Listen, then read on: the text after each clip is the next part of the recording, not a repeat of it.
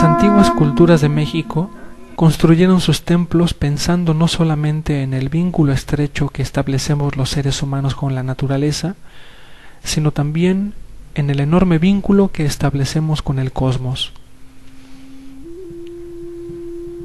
Los templos que hoy conocemos como zonas arqueológicas son monumentos astronómicos que miden no solo los movimientos del Sol, sino también de la Luna, los planetas y las estrellas. La sabiduría que desarrollaron las culturas de Mesoamérica estaba basada en un concepto muy sencillo: observar a la naturaleza y aplicar en nosotros sus principios. Por lo tanto, debemos aprender a nacer con el sol y ver cada día como una piedra sin escrituras, llena de posibilidades infinitas que solo se concretan con nuestras decisiones, con nuestros actos, pensamientos y palabras. Asimismo, debemos aprender a morir con el sol. Cada día que pasó ya forma parte de algo que no existe, y que en la medida que tengamos apego, es como reviviremos ese momento. De esta forma, uno de los objetivos más importantes para la vida es aprender a vivir el eterno presente, el único momento que de verdad es infinito, sin la ansiedad que genera el deseo de estar en el futuro, ni la nostalgia o apego al pasado. También al aplicar en nosotros el trabajo que realiza la naturaleza, aprendemos a renovarnos. En invierno, la Madre Tierra se contrae para guardar dentro de las semillas todas las potencialidades de la vida, permitiendo que la naturaleza pase por un periodo invernal en el cual todo muere y reposa. Igualmente, si nosotros aprendemos a desprendernos emocional y mentalmente de todo aquello que cargamos del pasado, renovaremos nuestra piel vieja, exactamente igual como lo hace la tierra o una serpiente, y nos dispondremos a vivir un nuevo ciclo. La naturaleza, al expresarse y reinventarse a sí misma, muestra lo mejor en las flores, en los cantos de las aves, y por lo tanto nosotros igualmente lo podemos hacer con nuestras palabras y acciones. Sin duda alguna, uno de los fenómenos astronómicos en los que estaban más centrados los pueblos antiguos eran los equinoccios y solsticios, no solo porque marcaban el cambio de una estación a otra, sino porque ahí está el vínculo que establecemos los seres humanos con la Tierra y el cosmos. Veámoslo de una manera más sencilla. El sol no siempre nace en el mismo punto cada día. Si bien es cierto que el sol nace en el oriente y se oculta en el poniente, también se mueve de norte a sur. Viéndolo hacia el horizonte, en el solsticio de invierno, el sol alcanza su punto máximo de recorrido hacia el sur, y es cuando se convierte en colibrí, que a base de voluntad avanza y crece hacia el norte. Cuando alcanza su punto máximo de recorrido, llega al solsticio de verano, donde el sol se posa como una gran águila radiante y comienza su viaje de regreso hacia el sur para posarse nuevamente como colibrí, que aunque pequeño, contiene toda la fuerza de voluntad para comenzar otro ciclo. Este recorrido completo tiene una duración de 365 días con 6 horas. Cuando Tonatiuh, el Sol, inicia su recorrido hacia el norte, pasa por dos momentos importantes. El primero de ellos es el equinoccio, que es el centro de todo el recorrido, el punto medio. Nuestros ancestros decían que es cuando el Sol se convierte en Quetzaltototl, el ave de plumas preciosas que irradia de vida todo lo que ilumina. Un poco más hacia el norte, llega a su ascensión máxima posándose en el cenit. Es el día solar más importante de todos porque justo al mediodía todas las cosas carecen de sombra si es que se encuentran en una perfecta vertical. A este momento los toltecas le llamaron Tonalnepantla, la energía central, que es cuando el sol se convierte en águila mariposa. Esto es justo lo que se expresó en la Cuauhxicalli, erróneamente llamada calendario azteca. En el punto central está la perfecta verticalidad cuando la gran águila que es el sol, el fuego, se fusiona con la mariposa, símbolo del movimiento y el espíritu.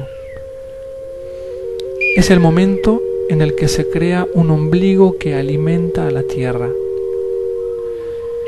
Al centro, Tlaltecutli, la esencia masculina y ancestral de la tierra, recibe la fuerza de Tonatio para fecundar la tierra. En el Códice Mendoza se puede ver en el centro cómo se unen el águila que representa al sol y el nopal que representa al agua, formando el Atla Chinoli, el agua quemada, el principio fundamental de la vida. Particularmente en el equinoccio, al ser la mitad del recorrido solar, el día tiene la misma duración que la noche. El registro de este momento lo podemos observar en varios templos como el de Chivilchaltún en Yucatán, Chichén Itzá, el Tajín, Teotihuacán, Monte Albán, Palenque, Tulum, Xochicalco, el Teposteco y Mitla. Esto por mostrar solo algunos ejemplos. Sin embargo, ¿por qué los antiguos ponían tanta atención a este evento? La respuesta tiene dos vertientes. La primera está asociada al estado de la naturaleza. En el equinoccio de primavera, en marzo, brota la vida.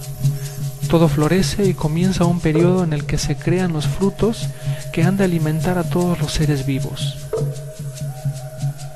En el equinoccio de otoño, en septiembre, se cosechan los frutos y la tierra comienza su periodo de reposo y descanso, donde la naturaleza muere y se contrae para depositar las semillas sobre la tierra, las mismas que comenzarán a crecer en el siguiente ciclo en el equinoccio de primavera, en marzo. La segunda vertiente tiene un profundo significado místico y esotérico, porque es un estado cósmico en el que se concreta el equilibrio perfecto de los opuestos. Esto es lo que cada ser humano debe trabajar en sí mismo. Lo masculino no debe ser superior a lo femenino. Lo que mora dentro de nosotros debe conectarse armónicamente con todo lo que rodea afuera. Arriba en el cielo, con nuestras intenciones y actos, concretamos la voluntad divina en la tierra. Dejamos de ansiar el futuro, nos desapegamos del pasado para vivir solo el presente. Y de igual manera, la luz de la sabiduría nos permite entender la oscuridad del egoísmo.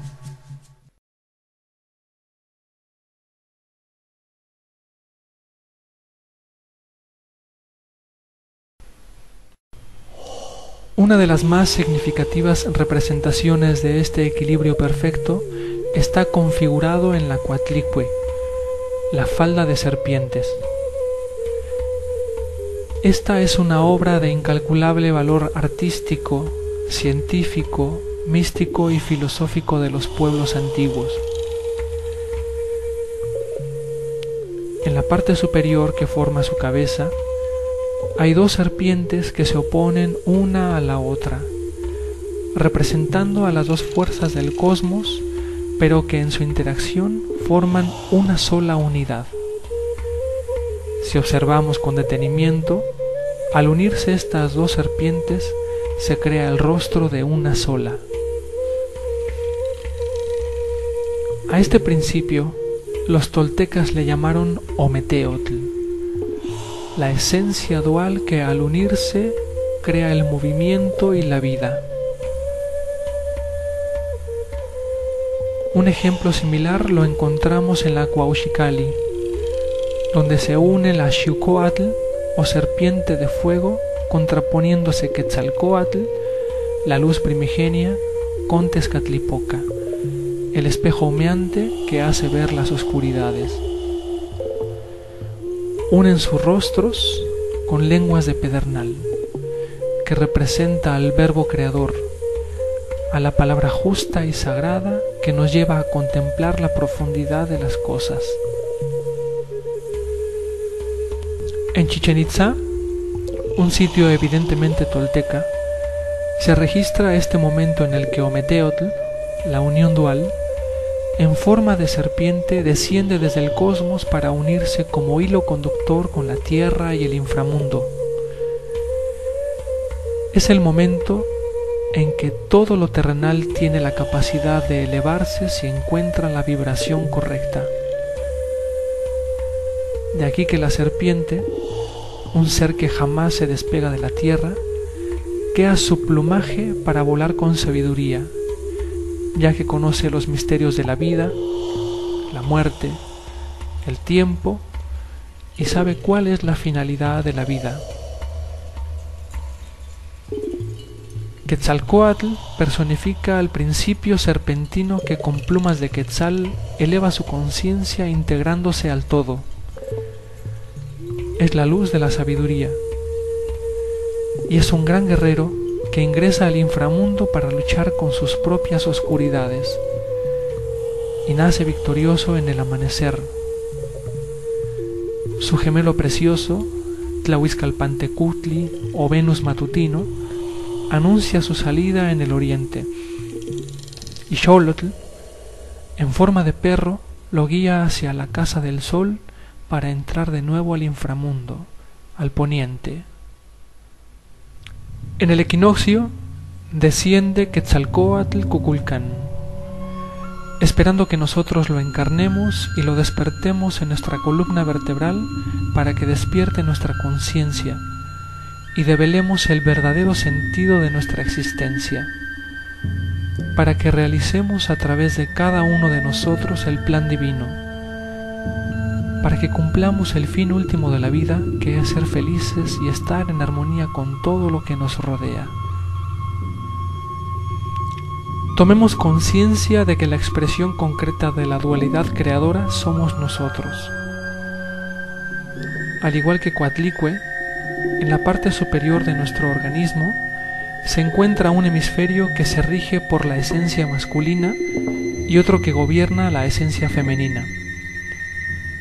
Se unen, interaccionan y coordinan a través de la columna vertebral que desciende hasta las gónadas sexuales, la fuente que crea la vida.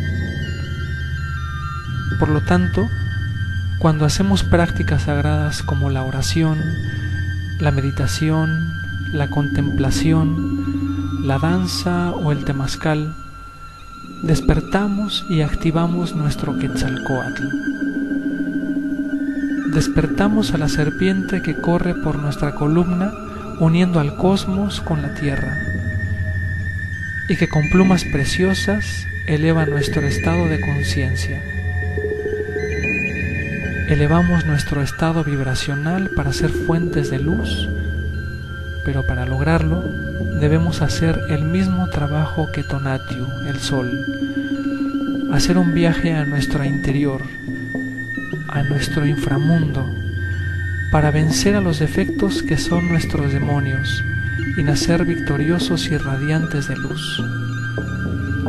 Debemos convertirnos en guerreros del espíritu, guerreros que luchan contra su peor enemigo, uno mismo. Vivimos tiempos en los que estamos perdiendo nuestro centro de equilibrio al no coordinarnos con la Tierra. Las predicciones de nuestros abuelos mayas y toltecas nos dicen que la Tierra está cambiando su polaridad por la influencia que ejerce el Sol. Esto se ha venido demostrando en diversos grupos de científicos. Por lo tanto, debemos alinear nuestra energía con la de la Madre Tierra, sincronizarnos con ella porque de lo contrario estamos más expuestos a experimentar estados de desarmonía. Nuestros ancestros hicieron el trabajo que les correspondía en su tiempo. Crearon una ciencia mística que equilibró la interacción del hombre con su entorno. Ahora nos corresponde a nosotros hacer nuestro trabajo para equilibrar la vida en la Tierra. En este gran cambio que está por llegar, calculado por los mayas en diciembre del año 2012, debemos tomar la decisión de cómo queremos vivir y entrar al gran salón de los espejos, donde cada uno será su propio juez. El calendario tolteca termina su Xiuhmojpili o periodo de 52 años en marzo del año 2013 y tendremos que reunirnos para encender un fuego nuevo que dé luz a la humanidad. Con el fin del calendario maya, el 21 de diciembre del año 2012 se inicia el invierno que llevará a la gran transición. Y al encender el fuego nuevo el 12 de marzo del año 2013, como lo marcaron los toltecas, daremos la bienvenida al sexto sol de Anáhuac, llamado Nahui-Cuautli, 4 Águila. Todos estamos invitados a aprovechar la energía que se manifiesta en cada uno de los equinoccios para despertar nuestra serpiente como hilo conductor entre el cielo y la tierra, para que a nivel personal podamos dar un paso más hacia nuestro estado de evolución consciente y contribuir al equilibrio de la vida en la Tierra.